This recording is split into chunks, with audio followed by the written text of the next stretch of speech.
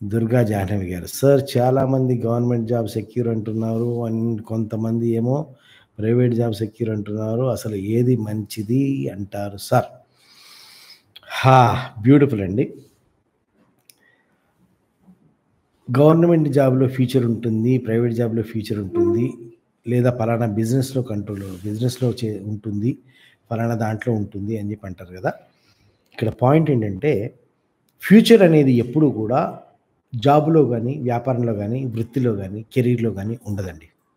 Security అనేది, future అనేది, growth అనేది ఎప్పుడూ కూడా ఆ పనిలో గాని, ఆ జాబ్‌లో గాని, ఆ రంగంలో గాని ఉండదు. ఆ రంగంలో, ఆ వృత్తిలో చేసే మనిషిలో ఉంటుంది. ఎందుకనంటే ఇవాళ మీ మీరు ఏ రంగాన్ని తీసుకున్నా, ఆ రంగంలో అత్యున్నత స్థాయికెళ్ళి ప్రపంచవ్యాప్తంగా ఎవరు సంపాదించలేనంత సంపాదిస్తున్న వాళ్ళు కనపడతారు. అదే రంగంలో పూట గడవకుండా ఇబ్బందులు పడుతున్న వాళ్ళు కనపడతారు.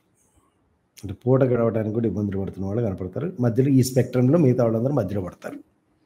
సో, ఎక్కడ ఉన్నారు, ఎవరెక్కడ ఉన్నారు అనేది రంగం గనక ఓకే అయితే, ఆ ఫీల్డ్ గనక ఓకే అయితే, ఆ జాబ్ గనక ఓకే అయితే, వీళ్ళందరూ కూడా బ్రైట్ ఫ్యూచర్‌లో ఉండాలి. లేదా జాబ్ గనక వరస్ట్ అయినట్టయితే వీళ్ళందరూ కూడా వరస్ట్ పొజిషన్‌లో ఉండాలి. అలా లేరు. అదే జాబ్‌లో ఒకడు అద్భుతమైన స్థితిలో ఉన్నాడు. అదే జాబ్‌లో ఒకడు అడుక్కు తినే స్థితిలో ఉన్నాడు. అదే రంగంలో ఒకడు ప్రపంచవ్యాప్తంగా పేరు ప్రఖ్యాతులు గాంచున్నాడు. అదే రంగంలో ఒకడు పూట గడవకుండా లాటరీ కొడుతున్నాడు.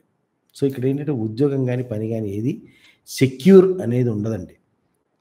ఆ సెక్యూర్ అనేది ఉండదు.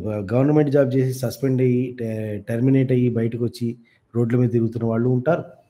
ఏండి ప్రైవేట్ జాబ్‌లో అయినా సరే కెరీర్ మొత్తం వెళ్ళదీసిన వాళ్ళు ఉంటారు. 2 ఉంటారు.